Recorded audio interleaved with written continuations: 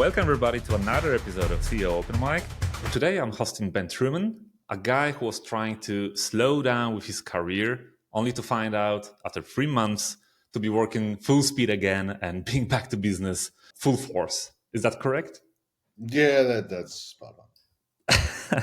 You're proud of it? I don't know. It depends on who you are. I mean, listen, I don't like to stop. What do I want to tell you? You stop, and then people say that you stop and you die. I mean, I enjoy reading books during my 3 months and hanging out on the porch, but after a while, you start bothering everybody. I'm not a good retired person.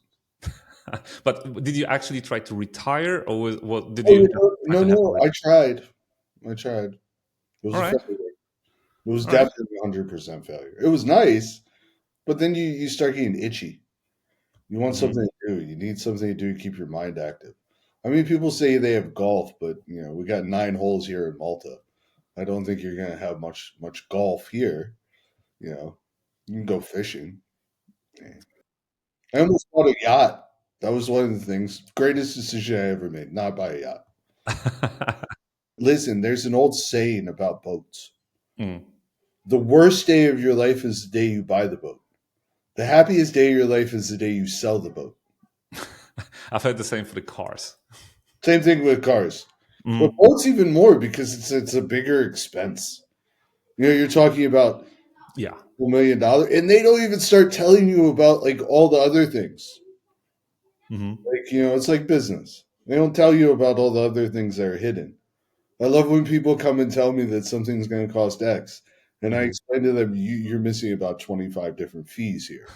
Like, Yes. it doesn't cost X. It actually, Yeah. So in boat world, you have the upkeep. Every year you have to take it out of the water. Then you Hmm. have where you park it. Man, it starts running you like 50, 60, 70,000 euros a year. Hmm.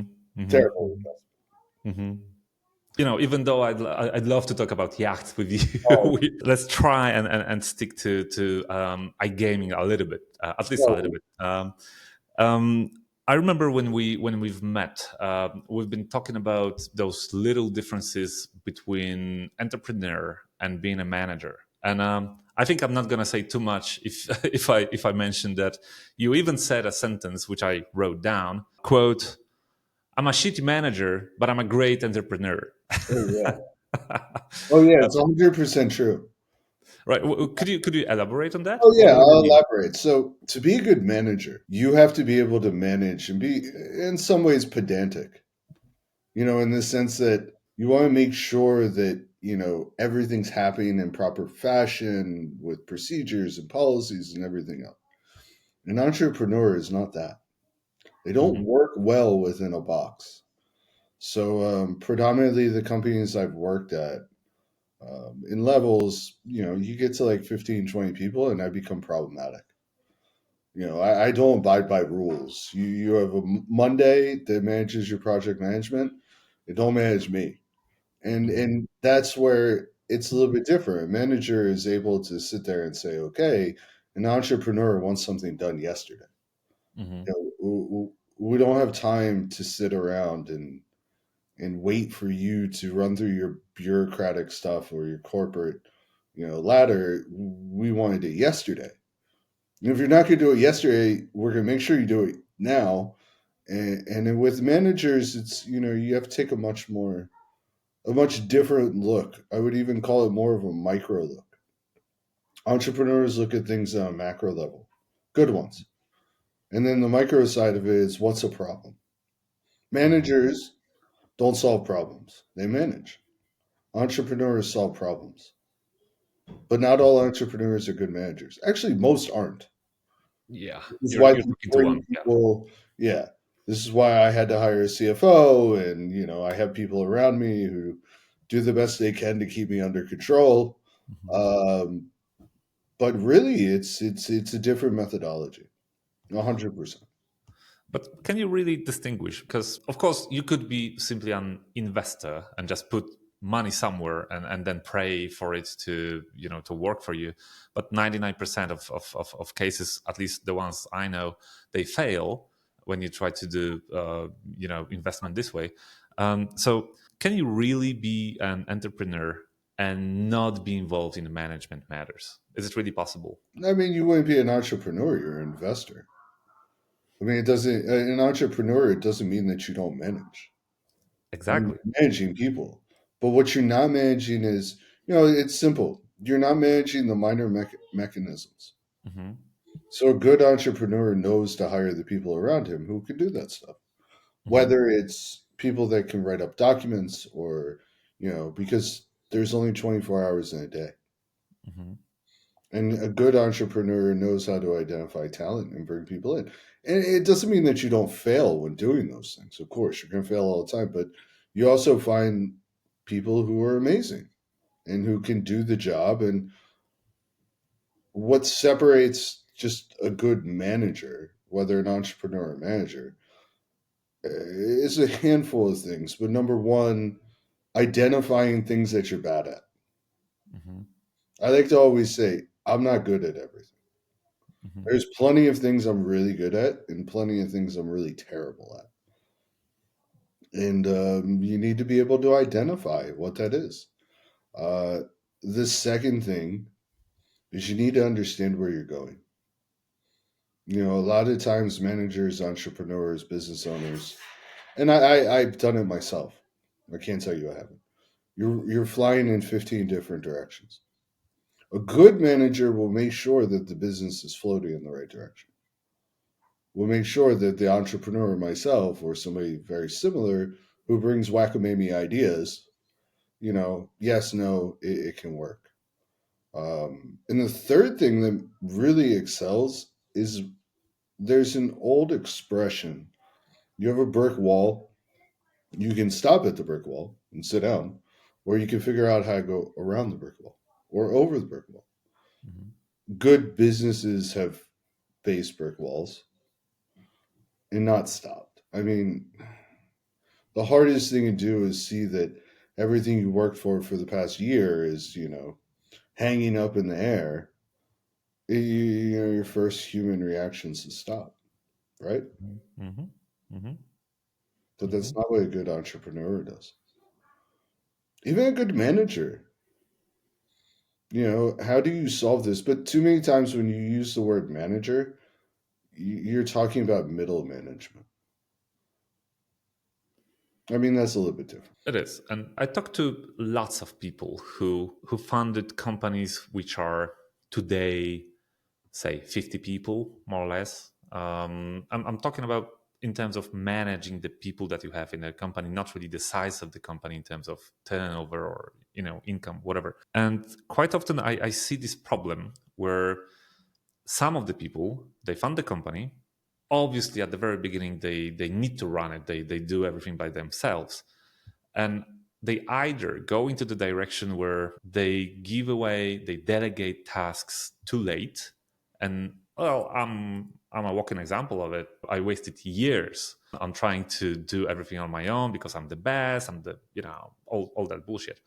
But then again, you have this second group. I call them the big CEOs of a small companies, where the company hires like three people, but the guy is already a big ass CEO, delegating everything to everybody, and he goes home 3 p.m. because he's so tired and gotta play golf. So what's your take on that, the guy with your experience, and you've been running so many businesses? How do you know when to get people, when to delegate, when to, let's face it, good managers, they cost a lot of money, and especially at the very beginning, very early phases of the company, that's a significant position in the books. So if you were to give away like the walkthrough for a beginners founders, let's put it that way, what would be the most important advices, things you would say about it? Hire people that don't have a problem getting their hands dirty. Hmm. If you're going to hire a big time CEO as a small company, and trust me, I've made this mistake Hmm. where I delegated to people I shouldn't have and lost money. Um, you need people who are dedicated and willing to get their hands dirty. It's a Hmm. 24/7 job, 365 days a year. And the biggest problem we have, and I've seen it, and I think I told you when we met, 95% of people, Actually, 100% want to own their own business. That's the truth. Everybody, you told anybody on the street today, I give you $1 million, you go build a business. They'll say, "Yeah, I'm quitting my job. I'm going." Of course. Everybody. Maybe 5% are capable of doing it. And that's the truth. I mean, if you look at restaurants, they fail at 98%. Hmm. You know, and it's not that people don't work hard. There's many factors come into success and failure. I've had both. The thing is, usually when you're hiring people in a startup phase, you need people who get their hands dirty. Hmm. Somebody who's working 9 to 5 and clocking out at 5 o'clock is not somebody you want. Hmm. And I've learned that the hard way. You know, I tell people I've missed birthdays, I've missed school shows, Hmm. I've missed family functions. Hmm. You run down the list, all personal, because I was willing to sacrifice it for the business. Hmm. And that is, listen, we said 5% can probably do it. Of that 5%, Hmm. 5% can actually do it. Hmm. I mean, I ask people, I've spoken to people. I said, you're in the middle of a vacation. Everybody's having fun. You now need to get into a car and drive an hour because you have a meeting. Are you willing to leave your kids, your wife, your friends, get in a taxi, take an hour because you have calls that you have to sit in front and make? And you can't make them from the beach side. Hmm. You know, I just recently visited San Francisco. Obviously, if you're there, you see a lot of startuppers. And what I noticed, 99% of those people, they are fit, they eat healthy, they are beautiful, and they are so wildly successful. And I'm like, um, I don't buy it. it's a facade. I mean, look, you it's the people you don't see in Silicon Valley and Mhm. in Israel. It's the guys, in Israel you see it less. But in Silicon Valley, if you go to San Francisco, it's all a show. It's a show. Mhm. You know, you really don't know how much money those guys are making. And the great thing is Americans live off debt. So, yeah, this is the funny thing. You raise 300 million, but you're worth zero. Your business is worth 300 million, but how much Mhm. of that do you own? And I learned I made money and then, went through my whole, as everybody does, I think, meltdown phase, Mhm. uh, which forced me to leave a very successful business and then retire, which didn't work out too well. But I think the whole mentality is like, we want the newest, we want to show off and everything like that. You know what I really love to do? I love to show up in sweatpants and a white t shirt. You know what? I don't want to dress up because it's a societal thing for Americans specifically. It's like if you don't flash that, then you don't have it. And it's like, hold on. If you actually knew what money was, you should talk to the guy that's sitting in the shorts. I went to a dinner. I won't name who was there, Mhm. but I went to a dinner years ago. What am I married? About 7 years ago. I was at dinner with some very powerful people in the high tech world, billionaires. Mhm. There was a guy there, won't tell you his name or what he did, but I can tell you you've seen him on TV a number of times, all over the world. I thought he was the guy. Really, I thought, okay, he's the guy that we're here to talk to, and like, I was invited. It wasn't him. About 20 minutes after we get to dinner, this guy walks in. He's wearing Crocs, okay, a pair of and one shorts. Now, mind you, we are at like a very high class sushi restaurant, okay, Mhm. in a major metropolitan city around the world. The guy walks in, Crocs and one shorts, gym bag, okay, no security, Mhm. in a white t-shirt that you could clearly say he's worn before with stains. Okay? Mhm. We all sit there, about 8 of us, meet and greet, mingle, and everything else. Then dessert comes. He gets up and leaves. Not one person said, hey, you should stop and pay the bill. You know Hmm. why? Because he No. was the guy. Hmm. It wasn't the guys wearing suits or Hmm. wearing pants or looking very sharp. The guy that actually controlled everything was wearing gym shorts in, Well, in a five-star sushi restaurant. Well, actually, that's we have this internal learning here at Created that whenever you go to a trade show, and then you have those networking events and things like that. Some of them are closed to just a small number of people. Some of them are pretty open. But the rule that we came up with is that the more dressed up the guy is on this kind of event, the closer he is to a seller's position, like that's a clearly a salesperson. So if you get into the event like that, you should actually be looking for the people who look like shit because they. Oh yeah, by day three of the event, I'm in sweatpants and a hoodie. Mhm, I look like a train has hit me because I've been going out, and there's something that I learned. Wow, I learned a long time ago when I was a kid. mhm, My family was involved in business and other things, and successful and not successful. Um, I was taught that if you're sitting in a room and there's a guy who's not saying anything, mhm, you're pitching, you're doing whatever, that's the guy. It's always been true. mhm, Always mhm, been true. Any meeting, deals, anything I've had to do, if there was a guy silently sitting in the room, mhm, chances are he was the decision maker. mhm, And he's mhm, just wants to see what your reaction is, what you're doing, how you're going to fold. Are you resilient under pressure? And it's not the guy you've been speaking to for the last 6 months or year to get the deal done. That's his boss. And the boss is usually the quiet one. mhm, The mhm, guy you want. And I tell everybody whenever I speak, I work with West Virginia University a lot. And I always explain to the students two things. One, and this is important, and I say this to everybody, unless you ask, you never know. So even if you think you're going to get a no, ask, get the no. mhm, And the second thing is, if you have a situation where there's somebody quiet, do everything you can to take 5 minutes and just talk to them off to the side. Because chances are that's the guy you want to talk to. He might give you 5 minutes, he might not. But once again, go back to point number one. Unless you ask, you'll never know. Note taken. And by the way, I've done that in certain scenarios where I have to tell you I was shocked I got yes. And Mhm, worked with, as a small startup, just asking. And sometimes you get the yes. All you need is one. And we got, years ago we got one, and it was turned into a very good deal that turned into many other very good deals. But mhm, I remember I shot for the stars and got it. Like I was just like, I'm just gonna ask. What I got to lose? I had the connections. I could get to the right people. And I was like, screw it, I'll ask. mhm, And it works out.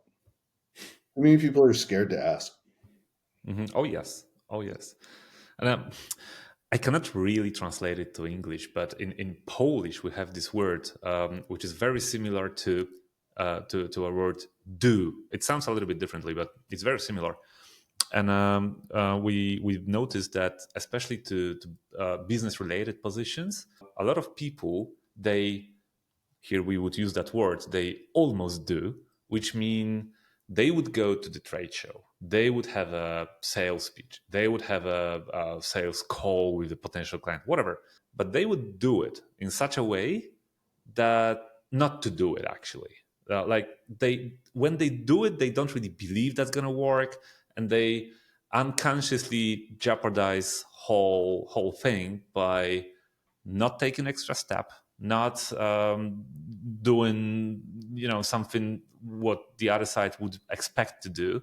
So formally, that's very correct. Formally, yes, I did have this sales speech. Yes, I did have this sales call, but it never works. It Well, just that's doesn't. because you approach sales wrong. Mm, Sales isn't about the pitch. mhm, There's an old expression: it's not what you know, it's who you know. mhm, I wanted to break into a certain part of the iGaming industry. Very difficult part, a gated part. mhm. There's no entrance. I won't tell you what it is because then I'll get in trouble. But no, I would media troopers would be really angry at me. Um, but it was a tough part. I really have to tell you, it was not easy. Like they were one not going to talk to anybody who's not American. So Hmm. that means if I sent my European sales guys or anybody else, just flat on the face. Hmm. And then it's about who you know. I was able to use contacts I generated over the years to introduce me into this part of the industry, and then slowly but surely, over the course of many years, relationships bloom. Hmm. Um, but it's not sales. That's where sales guys go wrong. You don't buy something because you like what I do buy things because I like what you're selling me, but I buy things more because I like you. Actually, I believed that my entire life. But then again, when I started reading all the clever books and listening to all the clever advisors, and I was trying to educate myself a little bit about it, and they all said that's not true. Even if you're the worst guy in the world, if your product or your service is good, it's just a matter of not.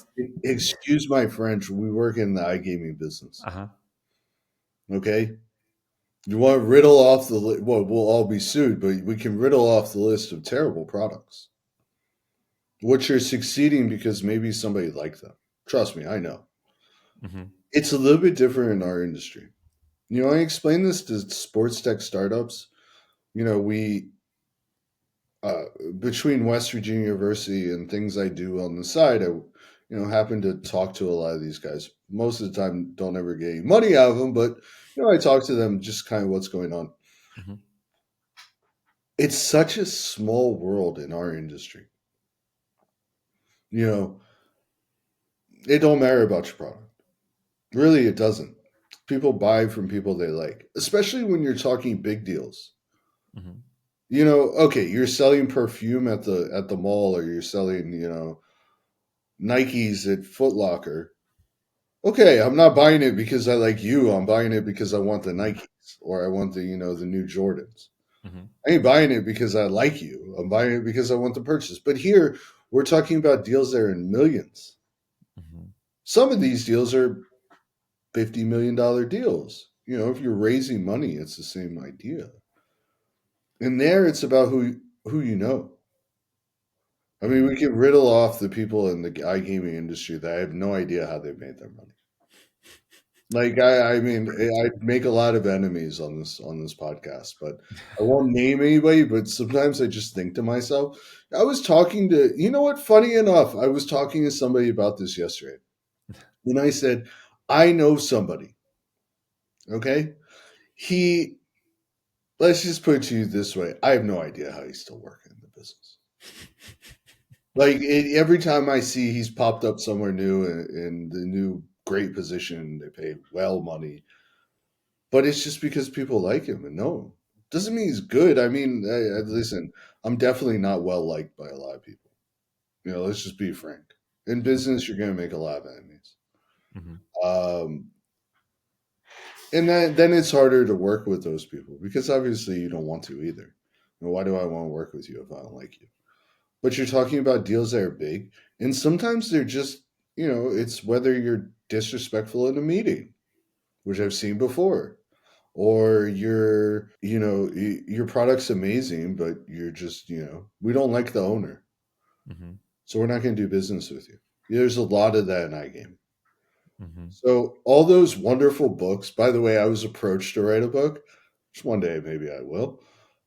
But some of them are good, but a lot of them are bullshit. I mean, I've read the same books, like How to Be a Better CEO, and I'm Yeah, like, yeah. really? You're gonna tell me if I manage this way, I'm better? No shit. Like, Hmm. no, really? I didn't know that already. Like, clearly, I know that. I just can't do it. It's not within my physical being or psychological mind. Hmm. Um, one of the greatest books I ever read, and you can bleep out one of the words is fuck, how not to give a fuck. I think his name's Michael Matson. Is So it it's the how to title of word the it. book? It's yeah. Google it. It's Uh-huh. how not to give a fuck. I Okay, like it already. that's the exact title of the book. He just came out with another one. I just read it. Probably one of the best books ever. You know why? Hmm. It was straight to the point. Hmm. No, he didn't try to tell you how if you do this 70-30 investment scheme, you're going to rock your Roth IRA to 20. No, he said, people suck. Life sucks. Learn how to deal with it. And it's the same thing in our industry. It sucks. Hmm. I tell people that I honestly hate gambling. You I mean, used to love it. I used to be able to go into the casino and sit there for 36 hours playing poker. And now I can go in for like 15 minutes before I'm like, all right, I'm out of here. Like but I so, just so don't. so you mean gambling as a person you do as a Oh, thing you do as a physical person, not gambling as no, an but in industry. gambling is a business, and I speak to the university regularly. Mm. Uh, and when we started the project with West Virginia and started scoping this out with the gambling industry in the university, my first thing I said to the deans was the gambling business isn't what you think it is. Hmm. I said the gambling business is business, technology, engineering, you know, BI, data analytics, sports analytics. I said that's there's even more, by the way, before you actually get to the point where somebody put a dollar into a slot machine. Hmm. I said, so let's focus on that part because that's the fun part. The fun part's designing the slot machine. Like, you know, Yeah. we're working on a project right now. Hopefully, it will get announced soon. It's pretty big, but it's working with slot machines. It's building something really cool for the client that they're like, all right, cool, cool. I love this. That's a fun thing. You have Hmm. the data behind it, you have the graphics, the mechanism. This is all online. Now, if you take it offline, you have the engineering, you have the chips, and how does that fold in? And your RTP, you need to be, by the way, I learned something very interesting. RTP in the US can go as low as 85%. Seriously, Yes, legally. legally, Legally, how? because that's the law. But obviously, if you go to a slot machine, let's say in Wheeling, West Virginia, and you play at Delaware North's, local land-based casino, and I realize that it's at 85%. Will I ever play there again? No. No. So most of them don't do it. Okay, you set it 95, 94, Right. Okay. 97. But Gotcha. legally, you can go down to 85. But getting back to the point, Hmm. gambling as a whole, I don't enjoy it. I don't like walking to, like, I tell people, I hate Vegas. Despise Vegas to core. That's a I'm pretty bold statement coming from a okay. guy with I, your position. great. It's not for me. Uh-huh. I go there and I used to tell people, you go to Vegas for entertainment. It's wonderful. You get drunk, you have fun. You go when you go to Vegas for work, True. here is my daily schedule. True. 6 o'clock telephone call, Hmm. 6:30 Starbucks, 7 o'clock play some craps for an hour or two. Usually get approached by women of the night, and I'm standing there in my pajamas, playing at craps table by myself, Hmm. and then it's work. You're working within the casino environment. True. And then what you do when you come home, when you're done, you go to your room, you have dinner by yourself, and that's your night. Hmm. Maybe once in a while I'd go see a show. If I hear Saturday or Sunday, I'll find something local. But in Vegas, there's nothing for people that actually work in the Agree. industry. Yeah. Live there. Like, if you ask people in Vegas, do you go to the strip? They'll tell you no. Yeah. That's the very first place to avoid if you're local. Let me get back to what you said a couple of minutes ago, because um, you being in iGaming business and you doing the things with West Virginia University. I mean, to have in one sentence the word university and gambling, that doesn't happen often. So I wanted to ask you why, where, how? I mean, what's the story behind it? What do you do there? So I'm an alumnus. I'm an alumnus of West Virginia University. I graduated in 2006. Hmm. Barely. and I tell the university this barely. Um, what had happened is West Virginia is obviously one of six iGaming states. West Virginia is one of the poorest states in the union. It's Alabama, West Virginia every year. Mhm. They look at iGaming as the future just because of all the revenue. If I told you a state like Oklahoma is actually ranked in the top five gambling numbers wise, Mhm. you'd be like shocked, but it makes sense. There's nothing to do in Oklahoma except go to the casino. West Virginia is similar. You're talking a population of 1.5, maybe 1.6 million people. The industry used to be coal. For a long time it was coal and steel. And, if you ever listen to Bruce Springsteen, his songs about Pittsburgh, that's coal country. Okay. What happened is the university and a good friend of mine now, Sean Flonery, is a state representative down in West Virginia, also a graduate of West Virginia. He passed some bills, really led the forefront of iGaming. So they developed this course, say about a year, 2 years ago. It was called Esports and Entertainment. Uh huh. Now, I found out about this randomly. I think I was on a regulator call or something, found out, and I immediately stopped what I was doing and I messaged him. I found the professor, I messaged him. I said, listen, I come from the gaming industry a long time, probably one of the few Americans on the online side for this long. I'm an alumnus and I really want to get involved with the university. So, what happened was we found out that there was another bill that was passed, which gives all the data for the university of research. And Mhm. now this becomes very interesting to the iGaming world. Because what's one of our biggest problems? Policy. Policy. Too many times they cut us out of policy. Mhm. Look at a country like, you're in Poland. Look at your neighbors in Germany, where you're talking 70% black market today. Yeah. So what I wanted to do with the university and what we've been able to do so far is look to the future. How do we get to the 18, 19, 20, 21 year olds? You're in the iGaming industry. What's one of the biggest problems you have in your business? Just guess. You mean Same as problem an everybody has. operator or as No, a it's a company.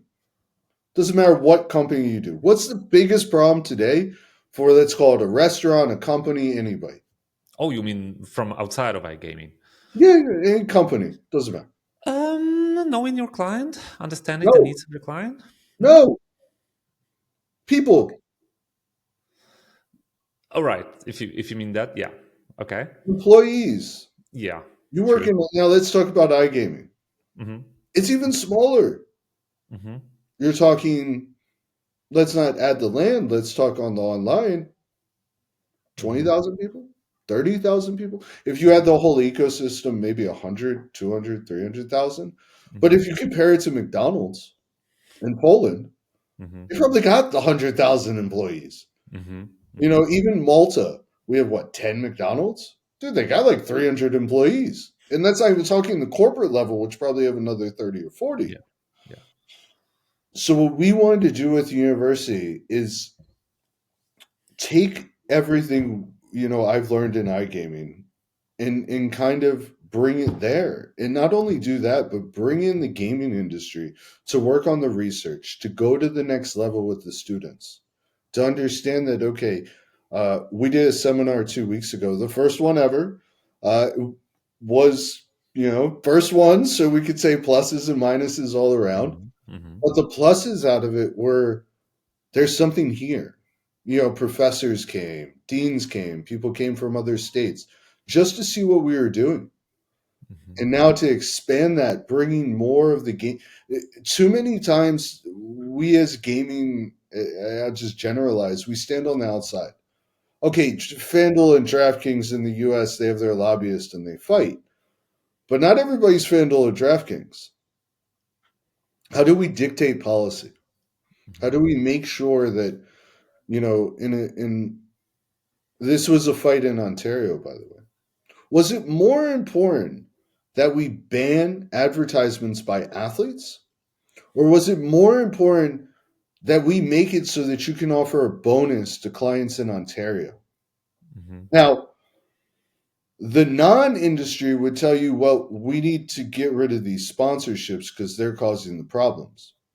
What the industry would tell you, which is the truth, is that you've opened the door for the black market Mhm. because they can offer bonuses and do whatever they want while Mhm. you're hamstringing us to compete with them, then unless somebody clicks intent. So, here's a policy the decision that was made that was completely made outside the industry. Why? Because a bureaucrat or whoever it might be decided it was a good idea. You see it in other places like Netherlands, Germany, Sweden. The UK is a prime example. You're talking about budding business. You're not going to stop people from gambling. Mhm. Okay. You're not going to stop people, sorry, I'm using an American expression, from buying guns. You're not going to stop people from drinking alcohol. Mhm. So, how do we make it so it's safe? Now, you can go the way of the UK, which is basically you just destroy it, where you push everything more into the black, whether it's the local bookie on the corner, or whether it's the black market operator that's operating. And by the way, they do nothing to prevent those, which is a whole nother podcast that we can have where we can talk about how hypocritical the whole entire industry, even the regulator Mhm. and things that they do. They're just last week it broke in Germany that the regulator had made a deal with Tipico. Now Tipico and the guys, and we have to say this because this is going to be public, say it never happened and it's all hearsay. Okay, so let's just start there so we don't get sued. But what came out was them basically saying that they had allowed certain operators to work within the governmental framework to get around the €1,000 limit. Now, in classic fashion, it was open to the big guys. But why wasn't it open to the smaller guys? Why? Because they're not the big guys? Well, of course. The big guys could lobby for it, the small guys can. Mhm. But how hypocritical of the regulator to say, we want to be in charge of responsible gambling. We don't want German players gambling away too much. So what did they do? They put limits. Great idea, right? You're a politician. I'm going to limit you. So what happens? I go to the black market. Or in this case, the operator may or may not have made a deal with the regulator. Who knows? But Mhm. this is why we're doing it in West Virginia. So we're getting out in front of this policy decision making that's going on in one of six iGaming states in the U.S. and one of the first. And they're putting money behind it. We're bringing money from private sector, but trying to build an ecosystem where you would say 3 years from now, hey, I need some employees. I need gambling people in the U.S. Okay, instead of recycling the same thing we've been doing for the last 10 years, where's the new blood? Where are the women? Where are the minorities? You go to conferences, it's better than it used to be. But how many? What's the percentage of men to win? I'd say conferences, 20% women, 80% men. Oh, that's Um, better than it used to be. It used to be par five. oh You yeah. were less than five. So it's growing. So we're really kind of the first one. We're starting to look at working with other state universities, Mhm. um, bringing them into West Virginia's ecosystem, trying to figure out how we can kind of build this, next, really the gateway in the U.S. for research. Mhm. If you want to, let's say you're a kid from Florida and you want to join the gambling industry, hey, here's an inroad to a degree in, data analytics. And what are you going to do? Some of your classes are going to be around trading, Mhm. statistics, stuff like this, business management, business analytics. I was explaining to the deans how a sports bet goes in. All the mechanisms, all the people and different products. They were mind blown, absolutely mind blown. Mhm. Because once you start delving into it, it's not gambling. Gambling is just what comes after the end. But Mhm. Mhm. Mhm. technology. So speaking of policies, speaking of regulations and stuff like that, um, I'm not sure if I got it correctly on that one between the lines. But would you say that, for let's take United States of America as an example, would you say that regulations should be unified between states based, of course, on different data, different? What I'm trying to say is that framework to create the regulations in given state, should it always be the same, so that the reasoning of limiting this and allowing that should be always like based on very same factors? Or would you say that what works for West Virginia wouldn't work for whatever, Nevada? Yeah. There will never be federal law around this. There might Hmm. be advertising law, but the thing is, the states are never going to give that money up. Okay. Like they're never, it's hard for people who are not American to understand how it works. Big government is bad government. Most Americans will tell you. Okay. And the way it works is each state is independent in a sense. It collects its own taxes, has its own laws. So what works in West Virginia wouldn't work in a state like Oklahoma. Why? Because the casinos and that gambling is controlled not by the federal government, but by the native and local tribes. Hmm. They have the rights. So you couldn't uniform it all across the US. Maybe the closest thing you have today is the Native Tribal Council in DC. So they oversee the statutes in each state. When it comes to, recently there was I think it was Flagler versus Hard Rock in Florida, which Hmm. went to the Supreme Court. But that was led by, the tribal council in DC signing off on the deal with Hard Rock and the Seminoles and ended up going all the way through the courts. But once again, once that decision came down, because it was tribal, well, then it was kind of able to be manipulated into possibly other states. That's why things are different. You have the tribal gambling, you have the commercial gambling. The tribes are never going to give up their money to the government, and the states are never going to give up their money to the government. Hmm. So no matter how much you may or may not like Trump, he Hmm. isn't going to go battle with them. He has enough battles. So Hmm. you'll never have uniform. What you might have is a statewide is a US wide ban on some sort of advertising. But once again, that goes back to our conversation in 5 minutes, which is how do you dictate policy? Hmm. Which, by the way, as an industry, we suck. Like we are the worst. Like, I don't know why. We have all this money, all this knowledge, but when it really comes to lobbying, we suck. We're just terrible. I mean, if you even read about the stuff that went on in Maryland over the past month with speeches and everything else, I won't bore you with the things that were said, but it's like, we either kill each other, land and online, or we just don't know what to do. I was talking to somebody about BetMGM and FanDuel trying to get California sports betting approved. And I said to them, I said, you know what their problem was? They thought they were the big shit. They went to battle with the tribes, not realizing that the tribes control the market in California. Hmm. Or the Actually, tribes. that's one of the most difficult thing to understand for people based in Europe, when it comes to tribes. I mean, I've spent some time in states, so I kind of understand it. I don't think I understand it All right, I'll give completely. you the easy definition, Mm, okay? mm, And then we'll explain what it means, okay? We weren't very nice. Not me, because I'm a Jew. Like people aren't very nice to me a lot of times. But the Americans weren't very nice to their natives. Okay, let's just be blunt. yeah.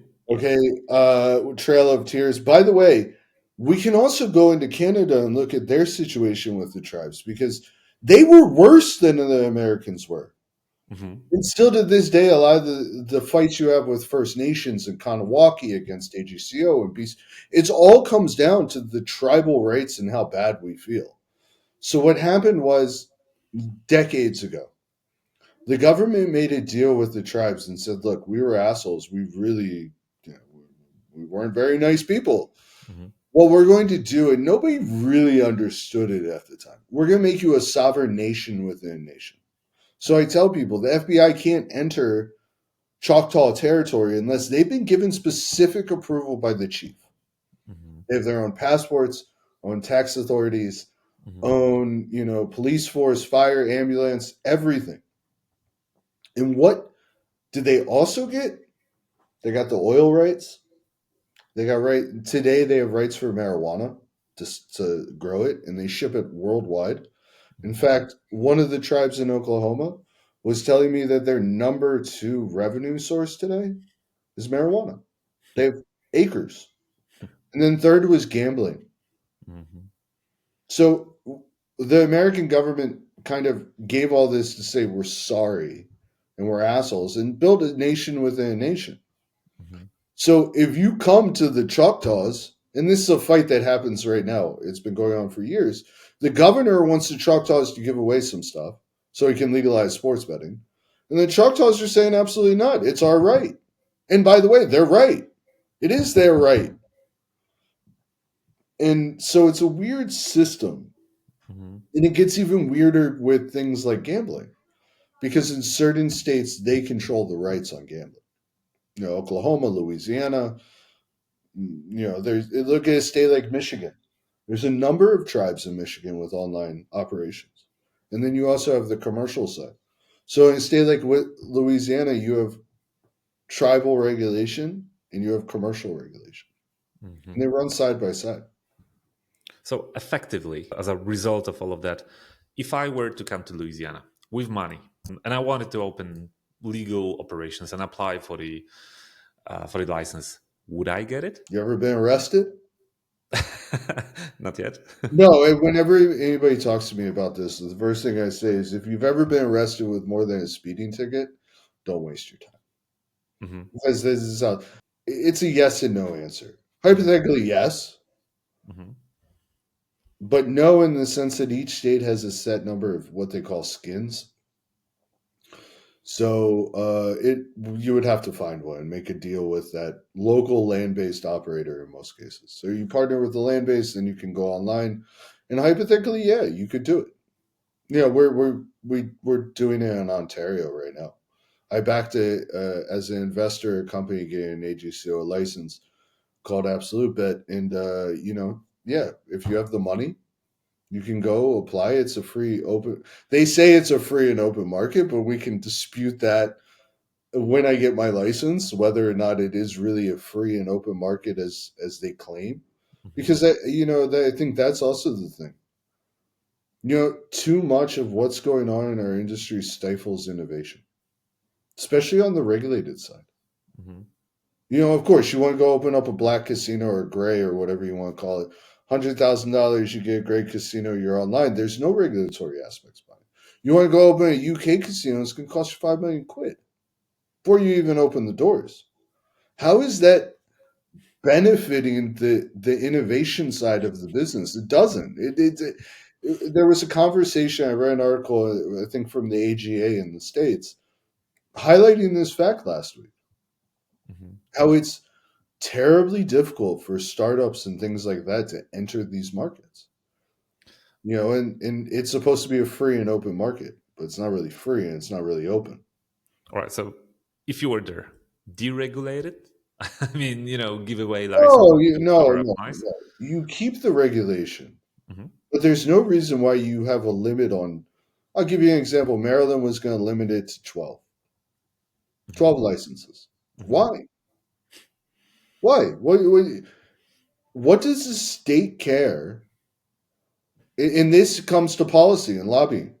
Why? Because the local land base decided that they didn't want all the online guys. So they decided we'll have one skin.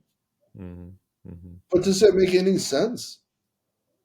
I mean, if we look at the numbers from the UK, the online is really what drove everything. And I really love the statement that online cannibalizes offline. Such bullshit. Hmm. It's like been dispelled like 100 times. Or in America, their famous statement, which I've heard recently, is that online gambling is the equivalent of fentanyl. I mean, when we're going down these roads, okay, like we really need to understand what we're doing from a policy perspective. Uh-huh.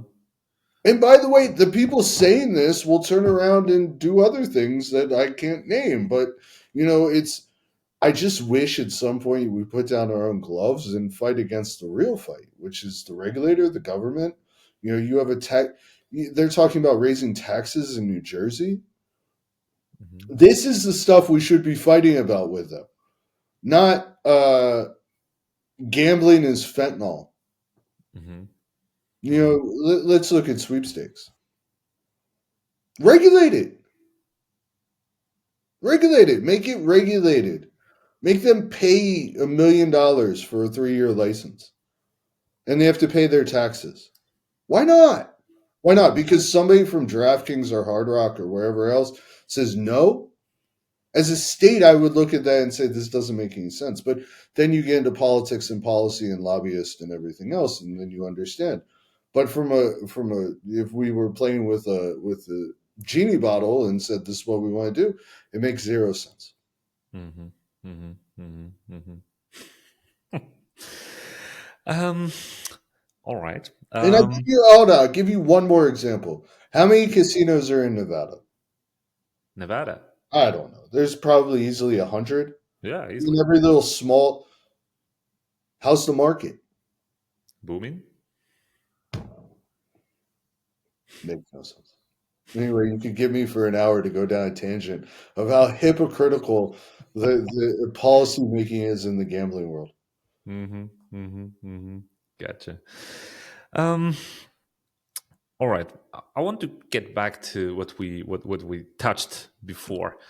Since majority of the people who are listening to us, they are not uh, as experienced in iGaming in this business as you, and to oversimplify it on purpose. What you said a couple of minutes ago was and again oversimplifying on purpose, that the only way to be successful in business in general, but in iGaming specifically, is to be likable, have good connections, and basically be there, talk to people. Don't be afraid, not be afraid, not talking to people, and asking questions and all that. Is it would you is it is it seriously that easy? Because I can clearly see dozens of people, after you said it, basically not giving a flying fuck about the product they have, the service they provide. Like, yeah, I'm just gonna go there, be a nice guy, and make friends. It's Yeah, that's where it starts. Let's all be honest here. Hmm. Like, you're going to pitch your product. You need that 5 to 10 minutes in the room. You Hmm. send a cold email in the iGaming business, it will never get answered. Hmm. I've spoken to some startups who always say, like, oh, I emailed all these people. And I always say, how many responded? And they're like 1%. I'm like, yeah, that's what I was going to tell you, maybe 1, 2%. So it's important, like, I tell startups this: if you're going to break into this industry, to go. Hmm. Nobody's going to just answer your email because they want to answer your email and be nice. But if you have a drink with that person or somebody introduces you, then it makes it easier in life. Then they'll talk to you. They'll give you 15 minutes. I had a demo this morning with somebody. I gave him 15 minutes. Somebody sent him to me, nice guy, did a demo, looked at him and said, I like the product, but I'm not the guy to talk to. Hmm. But here, talk to X, Y, and Z. Hmm. I'll send an email right now, and those are the guys. If you cold, nobody will do that. But somebody I know sent them to me, and I talked to them for 15 minutes. It's about a sports product. And I kind of said, like, okay, you should talk to X, Y, and Z. They'll be able to kind of map your product strategy out a little bit better than I can. Hmm. That's where the difference is. If you're selling cosmetics, it's different. But you're selling something in a very small niche. You've experienced it yourself. You were selling services in the gambling industry. And how'd you first get those meetings? Walking around the conference, catching somebody at the right moment, having a drink with somebody, and after 15 minutes, saying, what do you do? Well, this is what I do. What do you do? This is what I do. Listen, it's not going to work out here, but let me get your WhatsApp. Let me get your Telegram. Let's talk when I get home. Mm-hmm. chances are you're going to have 15 minutes for me when you get home. Mm-hmm. And Mm-hmm. then that's how the first deals happen. And then everything kind of snowballs if you do it properly, PR and talking to other people.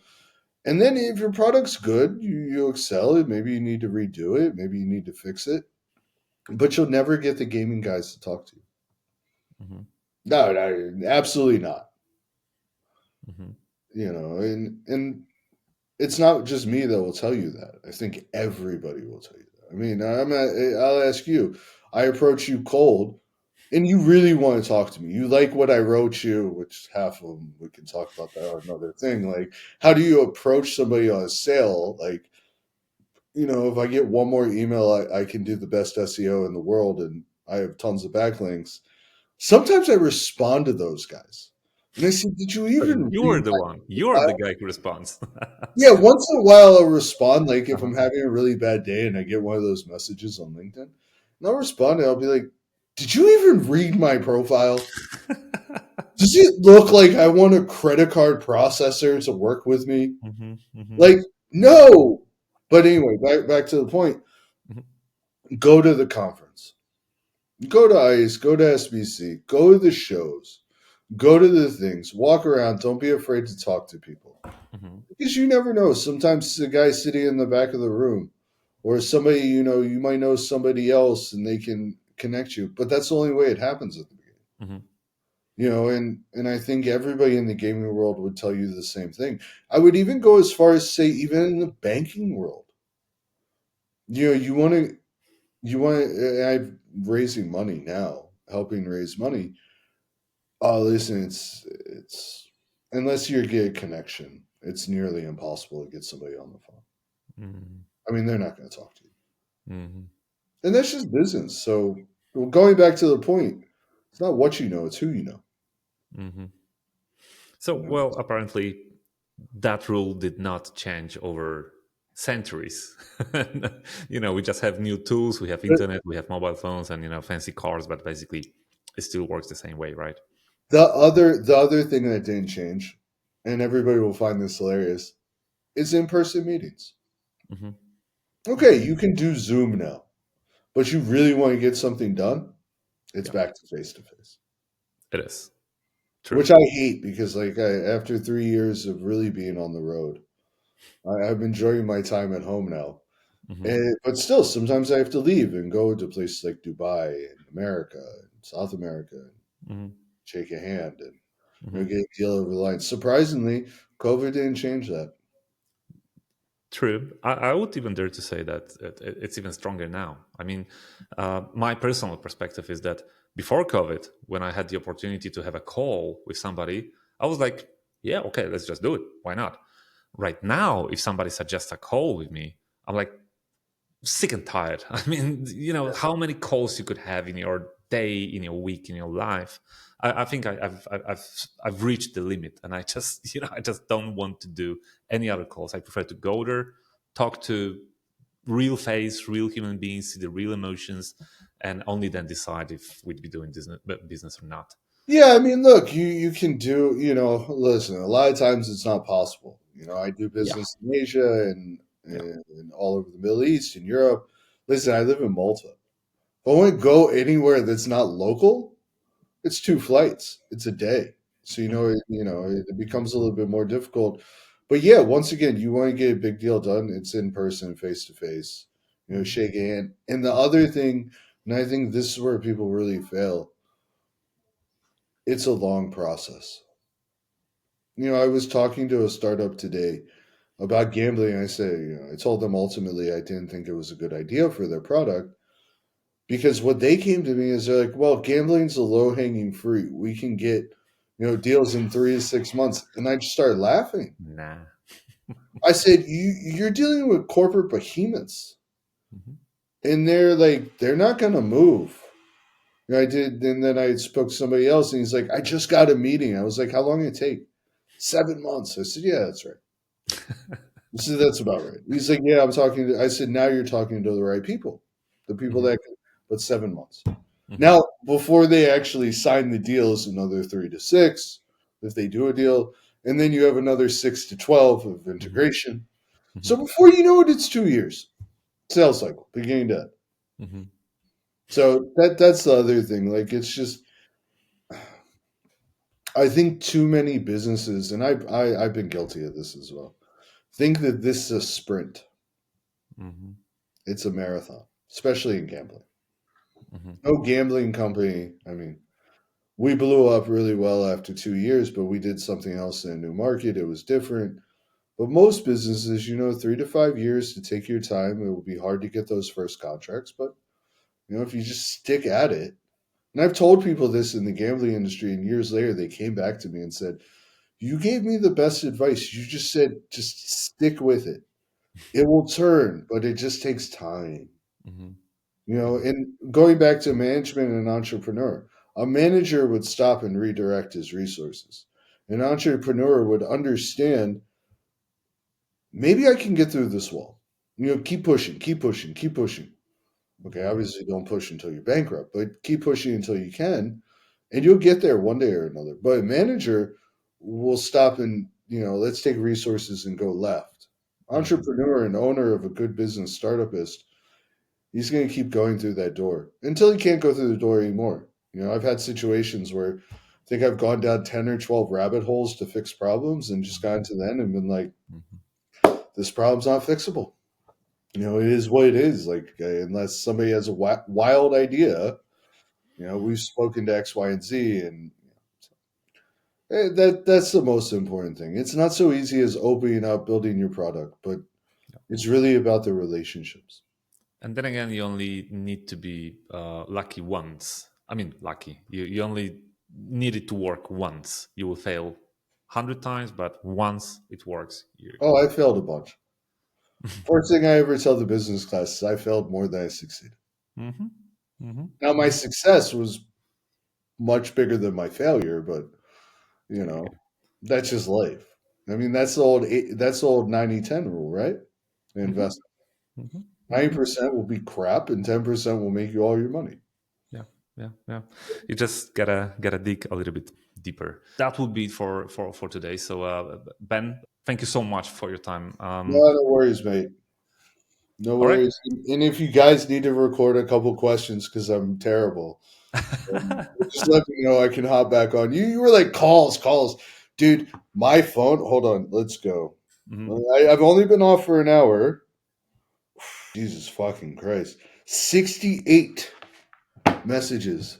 6 8, 6 8. 68 in 1 hour. Oh, you. There's something wrong. It should not be No, done. it's like I'm looking at some of them. Some of them are spam emails. But like I have like four people that want to talk to me. So Mm, mm. And I don't know if we're gonna use that in the episode or not. But how do you manage all that? I mean, in terms of your time, in terms of your priorities. I mean, you do so many things at the same time. Like. I have people who deal with the minor stuff. Me Mm, as a business owner and entrepreneur, I deal with the macro. But mhm, then it comes to, a good manager, good entrepreneur. Find people to do the micro level work. mhm, My job is to bring business. My job is not to sit there and find out why the database is not reading properly. That's a waste of my time. So what I'm looking for are things that will very high level project the business forward. mhm, We're working on a deal with a very large record label in the U.S. Great, I need to do that. mhm, But what will that do that will benefit the business in the long run? mhm, Okay, so that's kind of how I go about doing it, and then certain things I take a little bit more responsibility, like the stuff partnership in West Virginia. mhm, That I solely work on with my number two, who's mhm. amazing, and we. But once again, negotiating with a record label, I'll do the negotiation. I'll find out the person that will run the project on their side. I take my person, Mhm. and then I just give my weekly updates to make sure things are moving. But what you just described is focusing on the right things. There's nothing wrong in doing the things on on your own, like even low level details. But you gotta choose wisely, and don't. And by the way, when you get to a certain level, and I learned this the hard way, You have to learn how to say no. Hmm. Oh yes. Oh You yes. have to learn how to say no. Hmm. Hmm. And I'm slowly getting better at it. Well, that's my experience. We had the moment in the history of Created where we consciously let go 20%, roughly around 20% of our clients. We simply did the math. I mean, we checked how much time do we dedicate to support certain client, and what's the revenue generated by the client. And we took the hard decision because most of them I got by myself. I onboarded by myself, and I was the one to go to them and say, hey, you know what, here's our competition. I can give them a call. They're going to take a good care of you, but we are not going to work with you anymore. Yeah. And that freed a lot of energy, and that was one of the best decisions ever. So No, I think one of the lessons I learned last year is how to say no and focus. mhm, Really, two of the biggest things in business. Learn how to mhm. say no. Focus on what you're good at. Amen. Ben Truman, thank you so much. Thank you very much for having me. And until next time. Until next one. Hopefully, there's the next one. Yes, Oh, sir. Kasha's back.